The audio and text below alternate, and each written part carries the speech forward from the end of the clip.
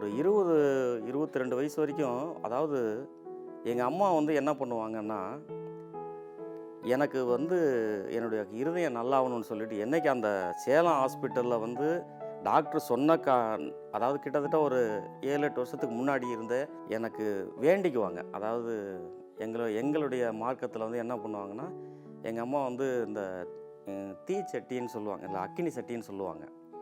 அதை வந்து எடுப்பாங்க. இங்கேருந்து ஒரு சென்னை ரோட்டில் வந்து ஒரு கோயில் ஒன்று இருக்குது. அங்கே வந்து என்ன பண்ணுவாங்கன்னா, எடுத்துகிட்டு போவாங்க. அப்போ என்னையும் கூட்டிகிட்டு போவாங்க. கூட்டிகிட்டு போய் என்ன பண்ணுவாங்கன்னா, எனக்கு மொட்டை அடிச்சிருவாங்க. இப்படி ஒன்று மட்டும் இல்லை, கிட்டத்தட்ட பார்த்திங்கன்னா அங்கே மட்டும் இல்லை, சுருக்கமாக சொல்லப்போனால் நான் முடியோடு அலைஞ்சதை விட மொட்டை போட்டு அலைஞ்சது ரொம்ப நாள். ரொம்ப எனக்கு கஷ்டமாகவும் இருக்கும். ஆனால் அவங்க வந்து வேண்டிக்கிட்டு இந்த மாதிரிலாம் பண்ணுவாங்க. சரின்ட்டு நானும் சரி இருக்கட்டும்னு, இதெல்லாம் ஒரு பக்கம், அது ஒரு பக்கம் நடந்துக்கிட்டே இருக்கும். என் முகத்தில் சந்தோஷத்தையே பார்க்க முடியாது.